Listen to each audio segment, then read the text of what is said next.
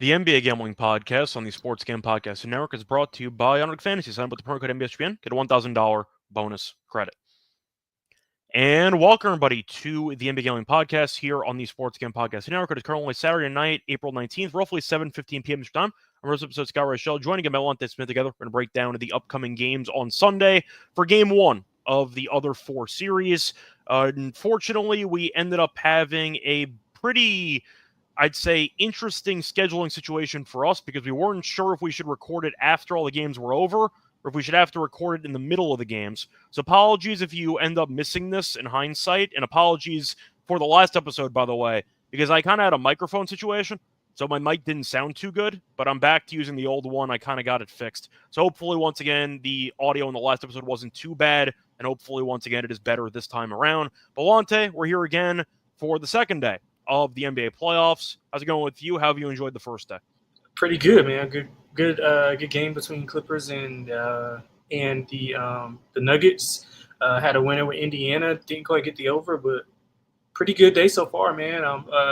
Just kind of I bet the Knicks, so just kind of sweating that out right now, and just looking. It's a good game thus far, so hopefully we can keep it going. Yep, definitely true. I'm hoping that it turns out to be a pretty entertaining night, I'd say half of the card. I do want to briefly talk about, though, what we have to, which is whatever happened in the Clippers-Nuggets game, because we're kind of required to, just based on how insane the game was. The first game was Milwaukee getting killed, which I feel like was something I did not predict. However, I kind of talked from the last show. I had Giannis over 34.5 points. He got 36, so that cashed the dog there, plus 155. But nobody else showed up. You're looking at the entire starting lineup besides Giannis combining for 14 points. Taurean Prince and Kuzma combined for 0. I'll get back to Kuzma in a second. Gary Trent Jr., Kevin Porter Jr., and AJ Green each had 12 plus. Those are the only 4 guys that had double-digit points on the entire roster. Kyle Kuzma played 22 minutes. The main trade piece they got back for Middleton. Do you want to guess how many points Kuzma had?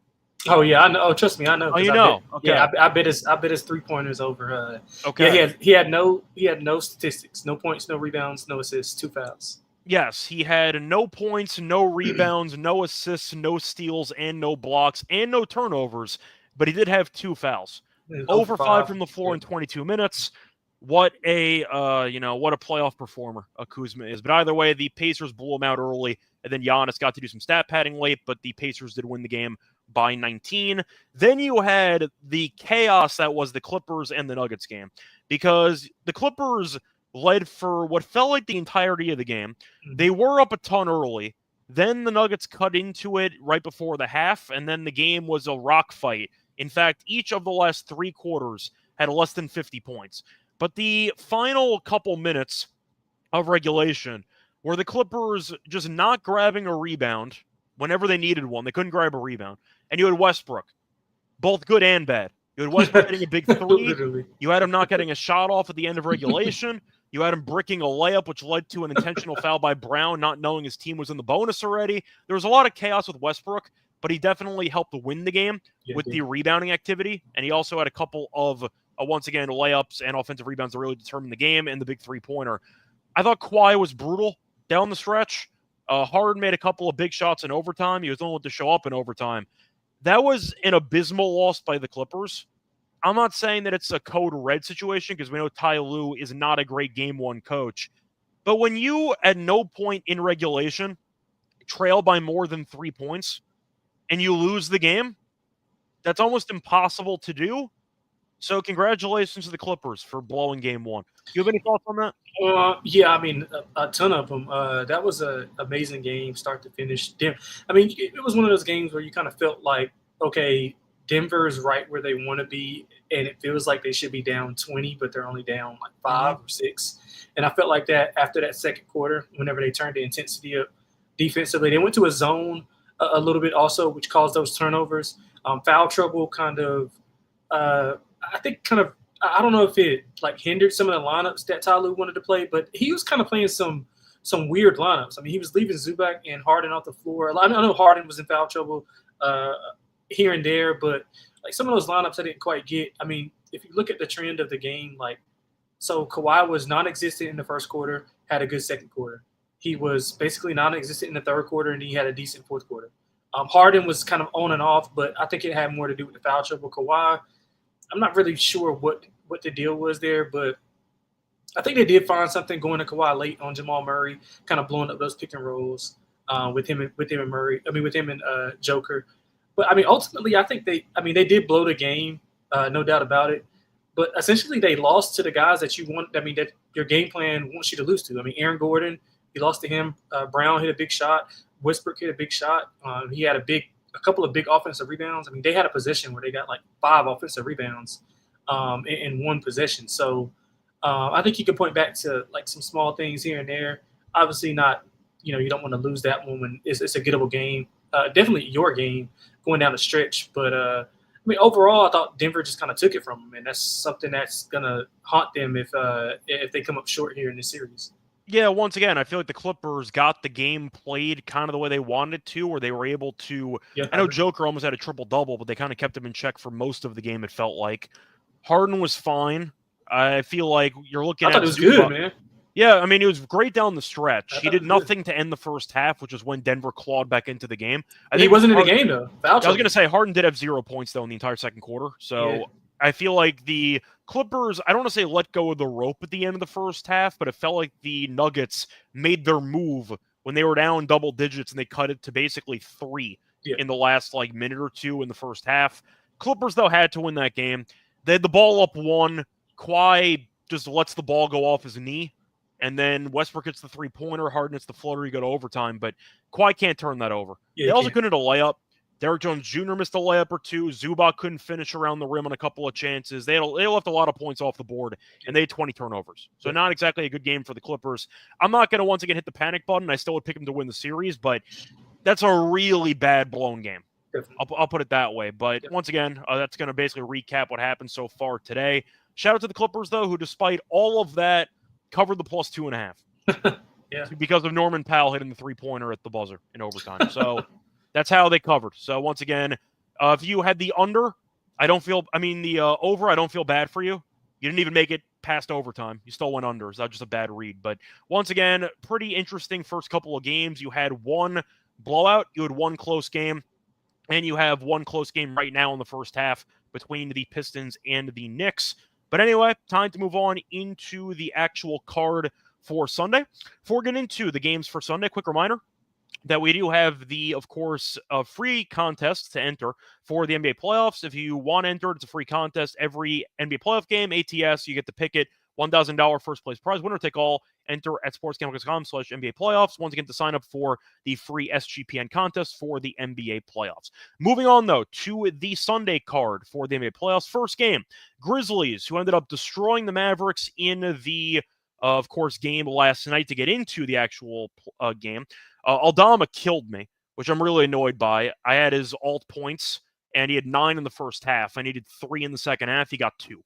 That's how I did not sweep the podcast last time out, but either way, point is the Grizzlies advanced because Dallas just could not stop them in transition. It was pretty ugly for Dallas. But anyway, point is OKC has not played for about a week. They're favored by 13.5. The over-unders at 227.5. And once again, we're looking at the Grizzlies, who did play on Friday. The Thunder have not played, so you could argue that rust might be a factor. For the head-to-head this season, OKC won 4-0. And every win was by at least 13 points. 3 of the 4 wins were by at least 17 points. So I'll ask you, do you think the Grizzlies build on that momentum, or do you think OKC shows up and just destroys this team? I think Grizzlies can play well early on. They got the quick turnaround. So, the whole rest versus rust thing, I don't really buy a ton into it. I mean, early on, maybe the team who's the more rested team kind of comes out and have to feel themselves out a little bit more in the game. But again, I think the Thunder match up particularly well with the Grizzlies. Do you know the last time the Grizzlies beat the Thunder? Zach Randolph in that series against Durant and Westbrook? 2022. I think they won 9 straight versus them. So, no, I thought you meant playoffs. No, just period. I thought you meant a playoff series. My mind immediately went to that Durant 4-point play, but I can't remember who yeah. actually won that series. No, KD and they won that series. Yeah. Okay, they did. Okay. Yeah, but remember yeah, that was a sweat. Okay, I thought you meant playoffs. I misunderstood the question. Yeah, I should have prefaced that. But yeah, Grizzlies haven't beat the Thunder in 9 games. 7 of those are by double digits, and you went off with the 4 this year that were by 13 plus. They were not even close. Yeah, and one of them was a little bit closer than the score indicated. Yeah, and then OKC blew it open. Yeah, OKC kind of pulled it away in the end. But yeah, I think the Grizzlies can be feisty early on, and then once the Thunder get into their rhythm, I think they end up pulling away. I mean, all it takes is 1 quarter for OKC. We saw it time and time again this season. They're going to shut you down. They have so many guys to throw at Ja. Like, they have so many guys to throw at him. And obviously we saw in that game against Dallas, I mean, when he is, who we presumed him to be early on in his career, when he's making All-NBA, when he's that type of player, they are really tough to beat because everybody else feeds off him. I just don't think he'll be able to do that against the Thunder with so many on-ball defenders, not so many, but they got 2 really good rim protectors in Hartenstein and Chet. So I think they got an uphill climb. I like the Thunder full game. I like the Grizzlies first quarter, though. Yeah, I can get behind that. I do think the crowd, of course, in OKC is going to be insane. It always is. Now, always. The question is Memphis defensively going to show up for a game? Because they shut down Dallas, but Dallas's backcourt is really not that good. And they also benched Dinwiddie. So they really had nobody in the backcourt. 80 at 40 anyway, but it didn't really matter because the Grizzlies were dominating the entire game. They couldn't stay in front of Ja. That was the real issue. It just felt like Ja and Bane and everyone got to whatever spot they wanted to. They got out in transition. When you have Gafford and an injured AD, you're going to get killed in transition defensively. And that's what happened because Memphis just got out, ran, and they ran him out of the building. I see OKC once again being much better at defending the transition because they are the number 1 defense in the league against transition. I think it's a bad matchup. You could argue that, once again, the Thunder might be a bit rusty, but assuming that's not going to be the case, OKC is just much better than this team. They match up well. Memphis is not a good defensive team. Shea can probably get to whatever spot he wants. They can match up with Edie as well because, of course, they have Hartenstein and they have Chet. I think Chet's a serious problem because Jaren Jackson Jr. might be in foul trouble again. I do wonder what the actual game plan is going to be, Memphis, for plan B if you can't stop Shea, who might walk into 35 in almost every game of the series. I just wonder what your defensive strategy is going to be. Do you load up and just create a bunch of odd man number advantages for OKC? Maybe. But your defense isn't very good to begin with. So I like OKC. Yeah. They could score 120, 130 in this game. That wouldn't shock me either. Yeah, I like the over in the game. Yep. I mean, Memphis wants to play fast. So does OKC. I don't know why OKC would want to slow down against a bad defense. I see just a bunch of quick possessions, a lot of free throws in this game, and I do think you're going to see a bunch of points. So give me OKC minus the 13.5. I like the over, though. I think a couple ways to get there. Grizzlies get to 110 because of the pace they play at, and the game goes over. Or OKC smacks this team and drops 130 and probably has 70 at the half. There's a couple ways to get there, but I like the over in this game. Thoughts on the total? I agree with the total. I think pace will be there. I just think the Grizzlies don't – I mean, the drive and kick defense is really bad. Obviously down there. We talked about it being down there. Their top perimeter defender. It's pretty much going to be matchup nightmare all over them defensively. They went with Pippen, Pippen's a decent Pippen's a good player. Yeah, exactly. I just don't know how he fits in here. He'll have to be a little bit more ball dominant with Ja kind of cutting to the rim, and they did a lot of that against the Mavs. But again, this isn't the Mavs defense. This is one of the best defenses historically that we've seen. But I do like the pace that it'll be played at. I think the Thunder thrive in transition. Grizzlies turn the ball over a ton. Thunder take the ball away. Number 1 in turnover percentage defense. They also protect the ball so they don't turn the ball over a lot and won't allow the Grizzlies to get out and run. So, I like the over. I'll probably just play the team total over for the Thunder, thinking that maybe the Grizzlies pull the plug a little early if it's blowout potential early on. So, let's go Thunder team total over. Yeah, just for actual details, if you did want to take the team total over for the Thunder, you could find the team total at around, I see about 120.5. Yeah, I like that. So I think they should get over that personally. I feel like the issue that Memphis runs into, and maybe it was something that I underestimated in that last play-in game, was just the lack of solid lockdown defenders that Dallas has in the perimeter. Yeah. They couldn't stay in front of anybody. Yeah. Like, that was really the problem there. And when you're looking at OKC, you have a lot of great defensive players.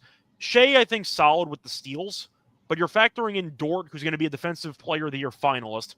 Probably not going to win it, but he'll be a finalist. Caruso, very good defensive player. If you want to throw in Case and Wallace, you can too. They have so many guys, even J-Dub, who can also switch when needed. They just have so many guys that can actually stay in front of Ja, or at least try to, and Dallas just couldn't do that. So the point is, if you're able to stop Ja from getting downhill every time, and you have the ability to protect the rim with Hartenstein and with Chet, I just don't know what Memphis' backup game plan is besides hoping that Ja gets downhill, because that's what worked against Dallas. Yeah, true. If you can't do that, I don't know what you're going to be able to do successfully besides hoping Bane and Triple J kind of go nuts from three, which I'll take my chances with. So I'll go with, once again, the Thunder, and I'll go with the over in this game. Do want to ask, because JT did bring it up, and we did not do a video on it, actually, because we did not break down the series for the 8 seeds against the 1s.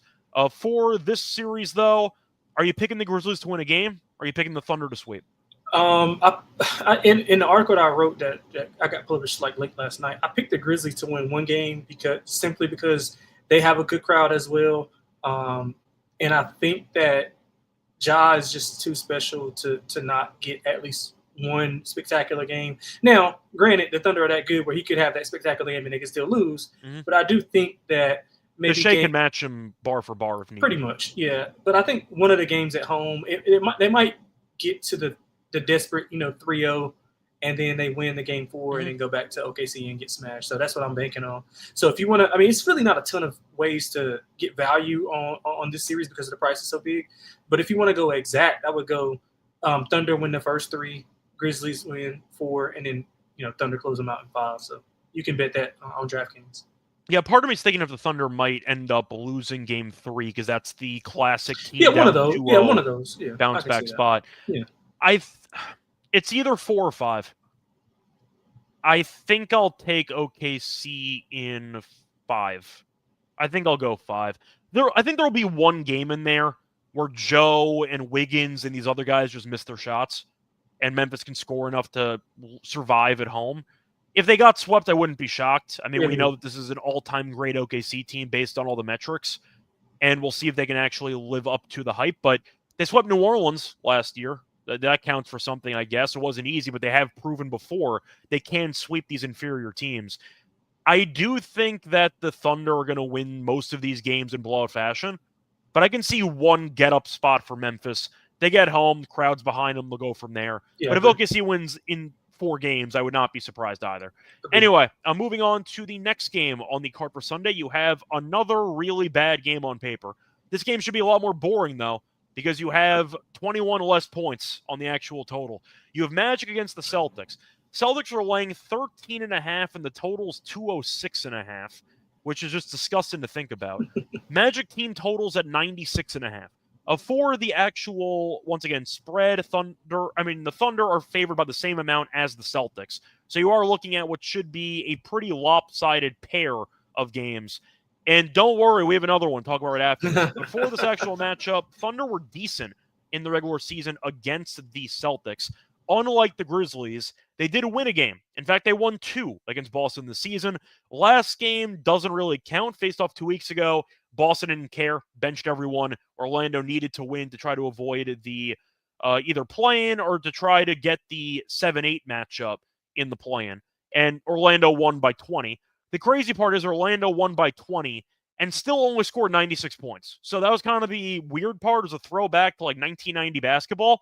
But you ended up seeing the Magic win comfortably. Did win the first game this season at home in December. Faced off in Boston one time in January. And Boston did win that game by 20-plus points. I'm going to ask you, because the real story in the series is going to be 3-point shooting. Orlando's dead last in the league and made 3s. Boston obviously is number 1 because they jack up so many 3s. Brown, though, has been getting injections in his knee. We'll see how sharp he looks in this one. Porzingis, though, is healthy, so that is something different than the playoffs last year. But I am going to ask you for Orlando. We saw them kill Atlanta. I know Atlanta went to overtime, but that team's not very good, so I don't really put much stock into that one. But I'll ask you, because I think Boston's going to kill this team.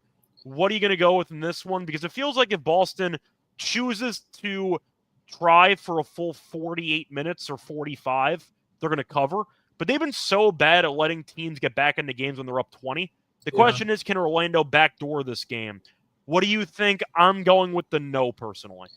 Well, so I give Orlando a little bit more of a shot than you to kind of stay within this number. I'm going to. I think they got a shot to stay in the number. I'm just not picking them to get there. Yeah, I'm going to take them here plus the 13.5. I'm going to take the under as well. Obviously, they have the best 3-point percentage defense in the league. They also don't allow a ton of threes. Now, again, that's a totally different monster when you're facing like one of the most 3-point heavy teams in the NBA.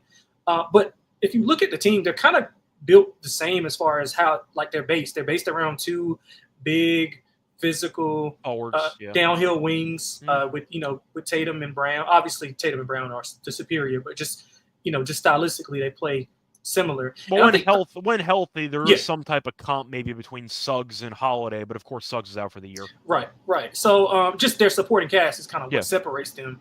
But I think Paolo will come into the series. He'll be physical. He's going to force like Jason and JT to guard. I don't know which one. They probably put Jason on him because Jason's a little bit bigger than what Jalen is, and then Jalen's dealing with the knee injection. I imagine Jalen will get Franz if I had to guess. Well, honestly, I would think they throw Jalen on the point guard, whoever they rule out, or KCP or somebody, just so he's not moving, or banging as much in the post, because Franz will post up, Paolo will post up.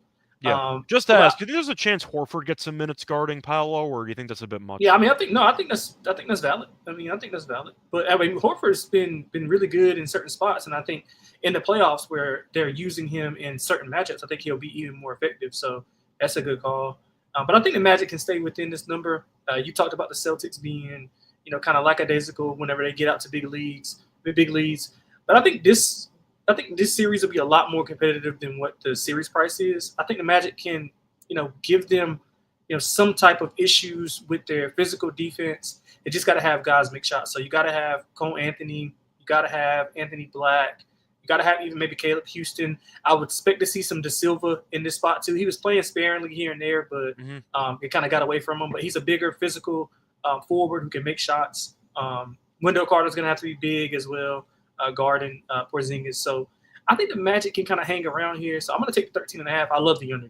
I think it's going to be a slow pace type of game. Magic don't allow transition. Celtics don't want to run. They're comfortable working in the half court. Magic, obviously, with their offense, just not prone to scoring a ton or wanting to get up and down. So I think we see a low scoring game.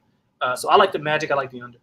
Yeah, so for the actual path the Celtics had last year for the title, we know they punted games in the Heat series, the Cavs series, and the Mavericks series. So in the first two rounds, they lost to Miami and they lost to Cleveland. Those were both game 2 at home. Game 1, they won 3 of the 4 game 1s, beat Indiana overtime. But the 3 other wins they had in game 1 at home, they won by at least 18 points. So they tended to show up in game 1, and game 2 was when they kind of let their foot come off the gas, and they let the other team, the inferior team, hang around and actually went outright. I think Boston ends up having a great atmosphere at home, and I think that Orlando's not going to score. In those 3 games I just mentioned, where Boston was able to blow out the opposition in game 1, they gave up less than 96 points in all 3 of those games. I think Orlando is going to be like that NCAA tournament Cinderella team, where you're hoping they can hang in there, and the graphic pops up that they haven't hit a field goal in 5 minutes, and you kind of like lose your mind as they can't hit a shot. I see that happening quite often in the series, where Orlando's going to have a chance where they're hanging in there. No field goals for 5 minutes. Boston hits 4 threes, and they're up 18. That's kind of how I feel like this is going to go, where Boston can just turn into an avalanche and just completely destroy Orlando. I like the Orlando team total under at 96.5. It's low, but I really question how they're going to score. Atlanta defensively was a mess. I'm not going to read too much into it. I mean, Orlando has to want to slow the game down. As ugly as it sounds, you can't let Boston get in transition because they have so many shooters that you're going to lose track of guys in your assignments in transition trying to get back. They got to make the game ugly. I'll go under with the team total. Boston might score 120, which sabotages the total entirely, so I'll go with the team total under instead for Orlando. I'll dare them to get to 97. Said before, they faced off 3 times this season. Orlando went under this number in 2 of those 3 games. They went under 96 twice, the last 2 games. And Orlando, once again, was against the Celtics G League squad in the last game. Won by 20 and still only scored 96 points.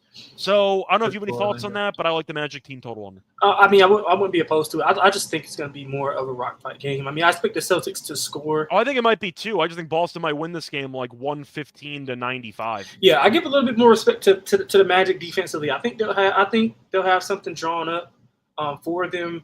But I do like the team total under look for you. If you want to just cancel out the Celtics, maybe having one of those games where they hit 25, 24, 25 threes. So, yeah, I can agree with that. But I do like the Magic and the under. Yeah, I'm really just trying to think of which matchups I think are going to be a serious problem for Orlando. And I think my answer is Porzingis.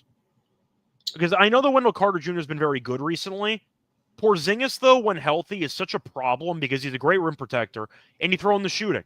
And if you're dragging Carter Jr. away from the basket, I just question the rim protection.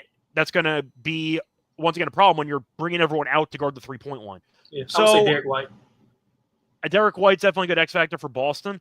You can argue the fun matchup, the sleeper matchup, is Pritchard against Cole Anthony, which might be pretty fun off the bench, but I think Horford can be a serious problem defensively. I think he can too. For Orlando to deal with. And he can knock down some shots. And if you use Horford and Porzingis together and you want to go ultra big because Orlando can't shoot, you're going to dominate the glass.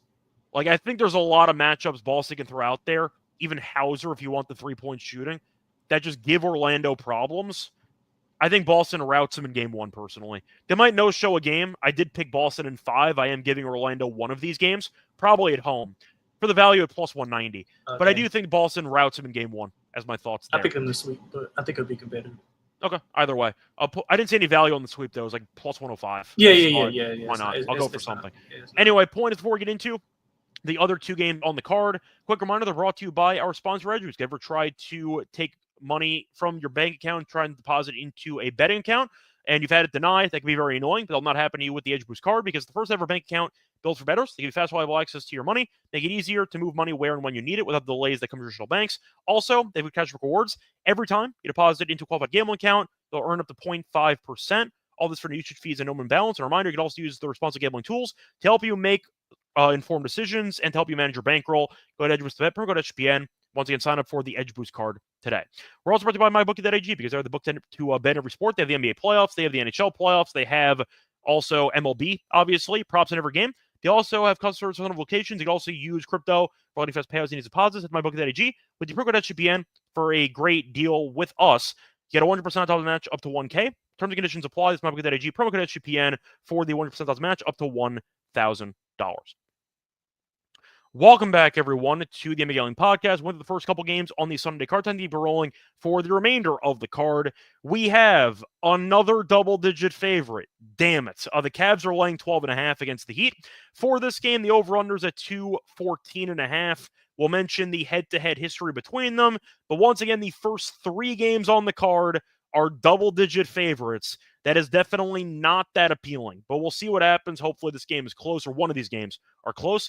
Regular season, though, Cleveland did win 2-1. They did win the last meeting by 5, but I'm not sure if Cleveland already had everything wrapped up or not.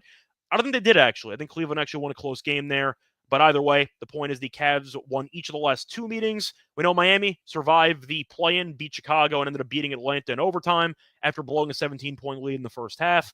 Cleveland's been taking a nap for about a month and a half. So you can argue that we'll see how Mitchell looks, who had not played in a while with the injury. They were sitting guys down the stretch left and right. Also, you can argue that there are expectations on this team for the first time in a while. I know they lost to the Knicks in the playoffs a couple years ago, ended up going to 7 against Orlando last year. Nobody gave them a shot against Boston, so real no expectations compared to this as them being the 1 seed in the East.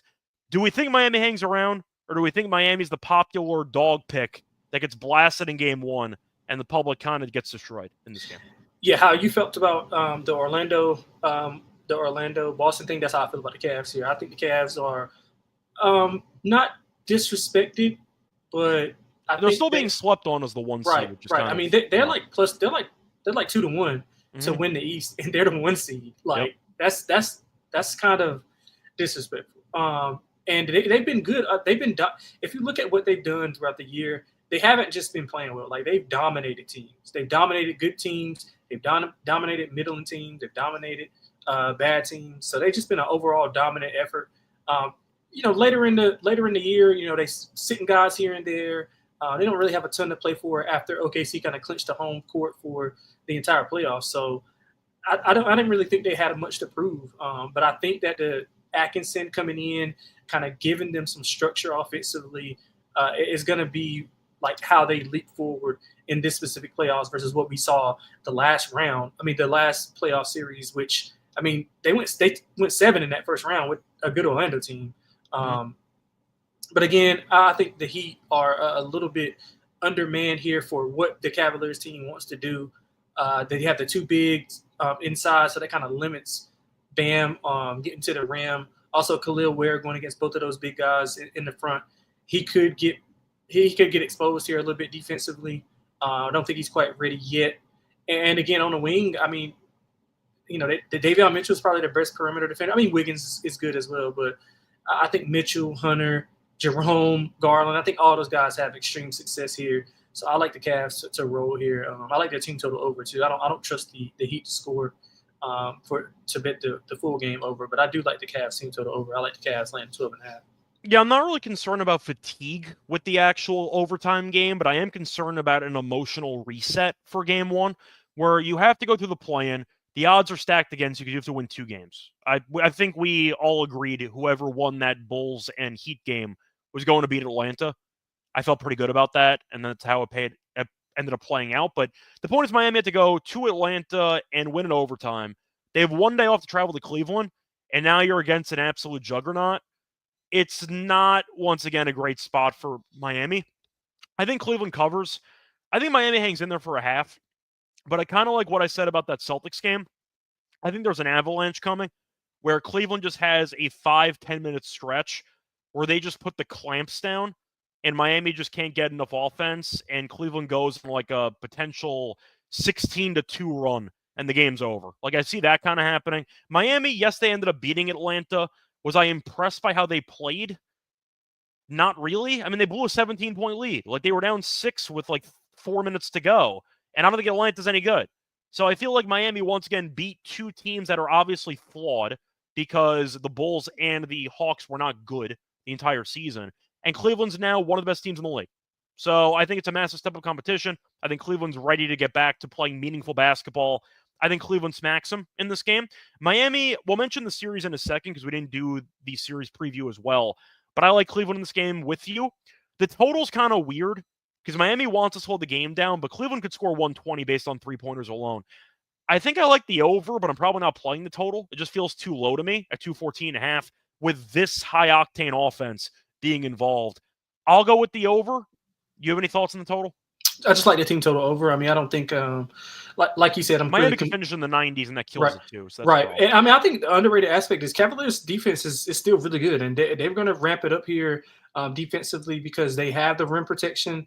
Now, granted, Mitchell and Garland aren't the on-ball defenders that like that you would want. But on the perimeter, outside of Hero, they probably put Hunter on Hero.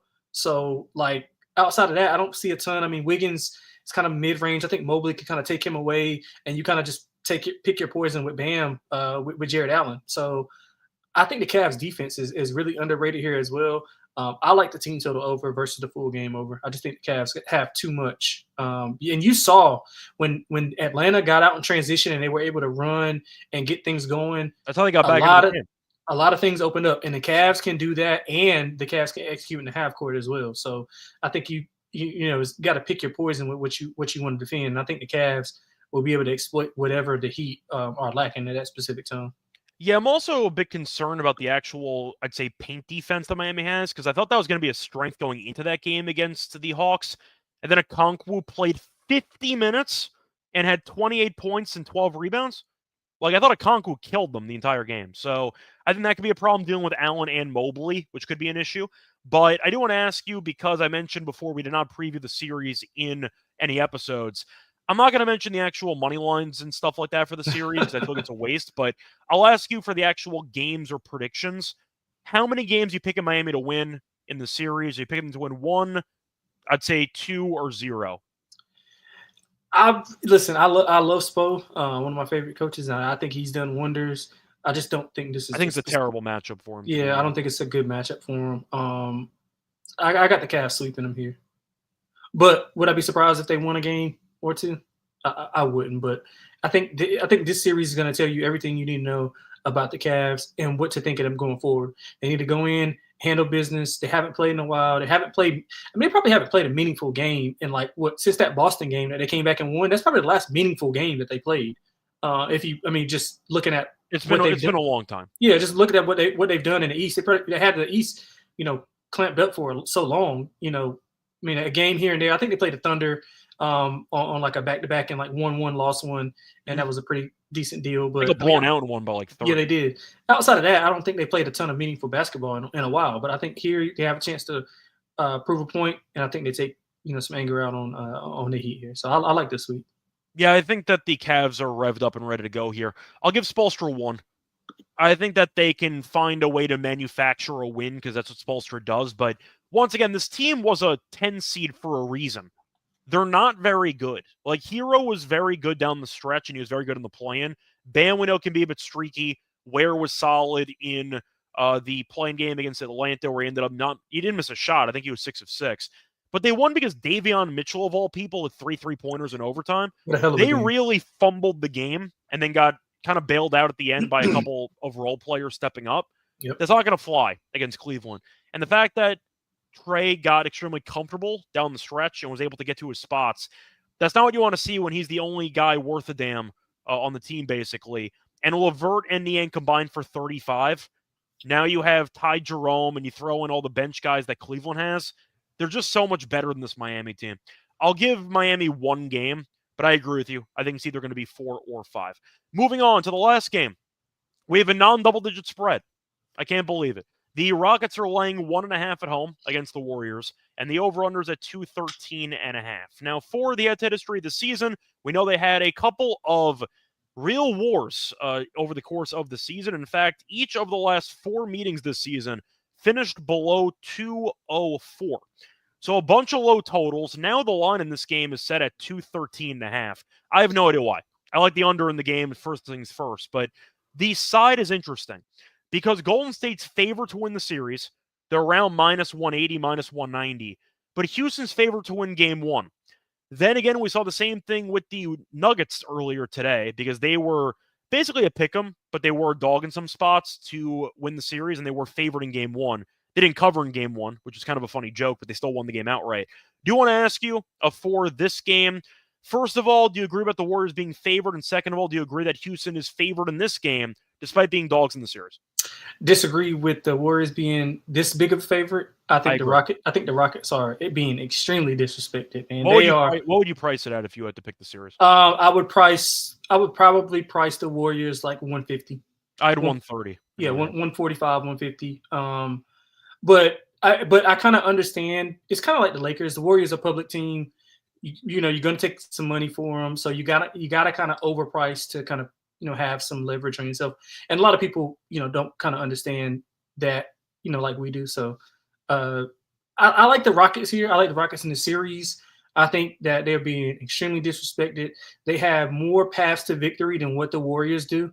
I think the Warriors, we all saw the 2-man show can get put on really fast, and they were an inbound play away from maybe going to overtime and losing that game, and maybe not even making it to the playoffs. So I do think that the Warriors role players will play a little bit better, but can they play, on a consistent basis? I don't know. The Rockets, I trust their DNA from Ime. And while people were talking about, their youth and, not having, I guess experience. I mean, they have guys who have playoff experience. I mean, Ime went to a finals and faced this Rockets team and faced this Warriors team, had them down 3-2, if I'm not mistaken. And I mean, Steph Curry happened, but no, it was 2-1. They never won a game. Yeah, 2-1. Yeah, I'm sorry. And then Steph Curry happened, but like they have Dylan Brooks. He's got playoff experience. They got. It's not good experience, but he has experience. Yeah. I mean, experience counts. Experience. Yeah, they got Steven Adams, who's got Van Vliet won a title. Experience. Van Vliet won a title. I mean, you have some guys there who can like a perfect blend. And it starts with Jalen Green and Sengun obviously are going to have to do what they do. They're going to have to be consistent. VanVleet and Green were not good at all versus the Warriors this year. I think like 13 points a game was for Jalen Green. He cannot do that. He has to be right around 18 and 20. I think Sengun is going to be good. Ime was asked about the two big lineup. He said they're going to play how they play. They're not going to let the Warriors dictate how they play. They're going to play volleyball on the rim. I mean, they are going to rebound the ball at a high level, especially on the offensive end. Those guys just have to convert and make shots. We saw the Grizzlies get, every offensive rebound they wanted. They just couldn't convert. I mean, Edey was missing dunks. Jaren Jackson was missing chippies. I think the Rockets capitalized here. I think they win this game convincingly. So I'm going to take the Rockets here. Love the under with you as well, though.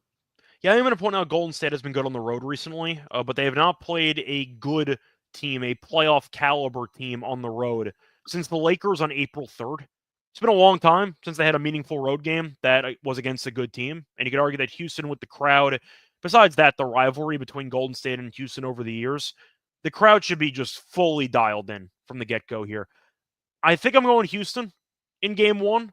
I'm probably not going to bet the spread because I really don't know who's going to win this game. I think it's a pure coin flip.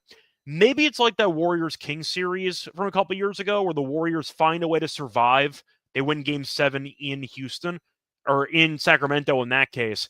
But they went down 2-0 in that series. Like, they were on the brink, and then they were able to bounce back. But Sacramento had a great crowd environment. They were able to come back and win that game. I can see a similar story here.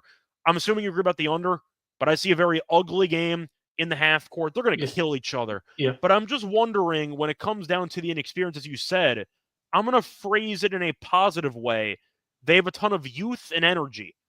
And the Warriors really don't have that. They have a lot of veteran experience, but if Houston's able to speed the game up a bit, and if they're able to get Curry off of his spots, he had 3 points in the last game against Houston. They have Amen, who might be just a game wrecker by himself. You throw in VanVleet, you throw in even Jabari Smith defensively.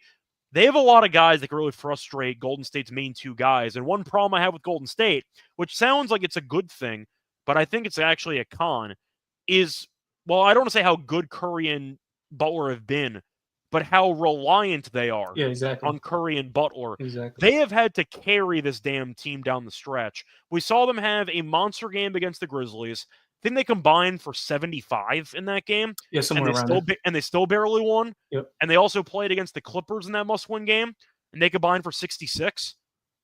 The supporting cast, I don't want to say is falling apart, but they need Pajemski or somebody to step up and have like 15 to 20. And when you're against an elite defense that can game plan one of those two guys out of the game, do I think Golden State supporting cast is good enough to step up in the spot and once again find a way to win the game? I think the answer is yes, but I don't feel good about it. Like, if Curry ends up with not 3 points, he ends up with, let's just say, 28 points on 21 shots. That's a good game. Inefficient 28 points. It's a good game. You got a war on your hands. Yeah. I feel like it's kind of setting up for a Houston game that's ugly. And when you have an ugly game on your hands, give me the better rebounding team. Yep. And I think Sengun and Adams are going to generate a bunch of second chance points. And Golden State, as the alarm bells were going off during that Memphis game, as they blew a 20-point lead, they could not rebound the ball. If Edey killed you on the glass, have fun with Sengun and Adams. So I'll go with Houston in game one. Right. I like the under, though.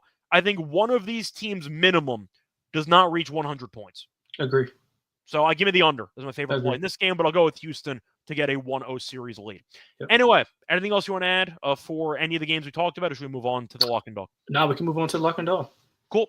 So for the actual lock and dog, before we get into the two plays, though, quick reminder that we're brought to you by Underdog Fantasy, because you want to play the Underdog entry, or you want to make an entry for Underdog Pick'em, you can. Play any sport and win 100 times your money. You can also use the promo code NBSGPN to claim a special first-time deposit offer up to 1K bonus cash on Fantasy promo code NBASGPN. We're also brought to you by Rhythm, because they're the home of ed-back picks and props. They're also like Major League Baseball. They have models for NBA and golf. You can also build models yourself, which is very easy and simple to do. You can also, as a reminder, use one of the 2 discount codes they have right now. They have a discount code for the month and for the year, 25% off the monthly deal with the promo code SGPN25 and 50% off the annual deal with the promo code SGPN50. Once again, Rhythm, RTHMN, promo code SGPN25 or SGPN50. Welcome back, everyone, to the NBA Gambling Podcast. Went through every game on the Sunday card. Now it's time for the lock and dog picks in the underdog entry. Lonte, why don't you go first? What are your picks for the lock and dog for the Sunday games? Yeah, let's make it short and simple. I mean, we just went over my lock. I love Houston, and I love Houston on the series price. I love them in game one. A good way to bet this, you can bet them to win game one and to win the series at a nice price. If you want to do that, I know you guys already went over the series. Oh, what was your prediction for games though? You have Houston in like 7, 6? I got Houston in 6. Okay. Yeah, I got Houston in 6. But I think they win this first game. I think they'll still win in Golden State, obviously, game 6. But I mean, I can see them. If everything goes right, I can see them winning in 5. If they get the contributions that they're supposed to get from Jalen Green and Fred VanVleet, I can see them making this a short competitive series. But I hopefully it goes for 7 games, because I think this is going to be one of the better series that we see. But I do like Houston in this specific game, minus the 1.5, or if you want to just bet the money line, I think that's fine as well. For the dog, I'm going to take Ja Morant and the Memphis Grizzlies to come in plus 270 in the first quarter. We're going to take plus 270 in the first quarter. I think they'll come out with a little bit more energy, and then the rust factor maybe, takes OKC some time to kind of get going. I know that building will get going as they go on in the game. So I'm going to take Memphis early, and hopefully they can make it competitive. I mean, I don't want to see I don't want to see OKC like bury them for 4 straight games. I do want to see a competitive game, but I think Memphis can hang for a quarter at least. Yeah. So for my lock, give me the under in the Rockets and Warriors game at 213.5. I think it's insanely high. Once again, they had 4 straight meetings this season that finished below like 204, 205. I don't know how they're going to get to 213.5 unless you end up getting an insanely hot shooting performance from multiple guys on different teams. I don't see that happening. I see a very ugly game. Houston wants it that way. Golden State and Houston are ready for war. I think that you're going to see first team to 100 wins, maybe not even to 100. So give me, once again, the under as my lock for that one. For the dog, I had a lot of options, but I'm basically picking the favorites to win every game. So I have to get a bit creative on what I want to do for the dog here. So let me just quickly see if there's anything that's kind of jumping off the page to me here. Do I think Hauser plays any minutes in this game? He might. I thought about his threes, but I don't know if I actually want it or not. Okay. That could be an option. And I'm trying to think of how many minutes Jerome's going to play in this, because I could take his assists at 3.5 if I want to go for like some really nice plus money. But you know what? I think I'll go with my instincts here. I think it's going to be a good overall, I'd say, game and series for Porzingis. I'll back him in the spot. He had 3 3-pointers in the last game against Orlando. Only played 23 minutes in that one, so I think he can have a solid series here. Give me Porzingis over 2.5 3-pointers at plus 135. I think it's a bad matchup because you're going to have to pick your poison on pick and roll coverage and what Wendell Carter Jr. is going to go. He doesn't want to guard the perimeter. He'd rather guard the rim, and I could see Porzingis getting some opportunities to, once again, showcase the good 3-point shot. So give me Porzingis over 2.5 threes at plus 135 as my dog. Now it's time for the underdog picks for the entry for Sunday's games. Lonte, any props you want to go with for the games that are kind of jumping off the page to you? Let's see. I like Ja lower his points. Okay, we can start off with that one. That's yeah. I just think that they have so many different ways to defend him. They're gonna cut off those driving lanes. They're gonna force him to make shots over the top. He didn't shoot the ball well. He was amazing in that game, but he still couldn't make shots. And I think that's what OKC is gonna force him to do. So I like his lower. Okay, so his lower for reference is set at 23.5. Oh yeah, I was hoping we got like a 25, but yeah, I get it. Okay, so we'll go with that as the first option. I thought about really going with Jerome. I think Jerome could. Yeah, I like Jerome. Yeah, I like Jerome. Yeah, his points are only at 9.5. He's gone over this number in 16 of the last 19 games. Yeah, he's going to get minutes, and I mean, I think they're going to blow the Heat out, so he's going to get extended minutes. Yeah. And he's had at least 12 in each of the last 3 games against Miami this season. So I think that's good enough for me. Give me Jerome higher on the 9.5 points as the second play. And for the third play, are we picking a route game script? Is there any players you want to go after in particular? Anything you like? Let's see. I'm trying to think. Do you like Do you want to sell high in Davion Mitchell at 10.5? That might be a good one, but he might get extended minutes late. He might. I'm just wondering because it is a yeah. decent sell high spot. Yeah, it is. Do you think he's getting the Garland matchup or the Mitchell matchup? I would expect him to get Garland because I think Mitchell is just too big for him. You put him in a post. Garland a little bit shiftier, smaller guard. You know what? I would go with Mitchell, points higher. I'm a bit concerned though because he hasn't played in a while. That's kind of the one thing that scares me off. That's fair. Yeah, let's stay away from that. Yeah, we can do this. How about we go Jalen Green higher points? I like Jalen Green. He's gonna have to play well if the Rockets are gonna win the game. Yeah, I mean that makes sense. The problem is that Or Sengun PR. Oh, what's who PR? Sengun. Would you rather go with PR or just R? I would go with PR because I think he can score on the interior. Okay, so his PR for this game is set at, sorry, just trying to find the PR. PR is at 30.5. Yeah, so what, 22 and 9? Yeah. His rebounds are at 10.5. Yeah, okay. That's fine. I mean, whatever it's up to you, your choice. Since I'm picking a rock fight, I think I'll just go for the rebounds here. That's perfect. Yeah, he's at 13 plus rebounds in 2 straight against Golden State. So I'll go with the rebounds instead at 10.5. So once again, the 3 plays here for the underdog entry for Sunday's games. We're going to go John Morant lower on his points at 23.5. We're going to go Jerome higher, the 9.5 points, and we'll go with Sengun higher, 10.5 rebounds against the Warriors. Anyway, that's where I wrap it up. A reminder for the schedule for the upcoming week. We are doing night shows for the weekend. However, weekdays, normal time. So back once again on Monday at 11 a.m. Eastern, same as usual. So something to keep in mind. Either way, Lonte, anything else you want to add? That's it, man. Enjoy it. It's a good game going on. So hopefully we get another good finish. So some good playoff basketball.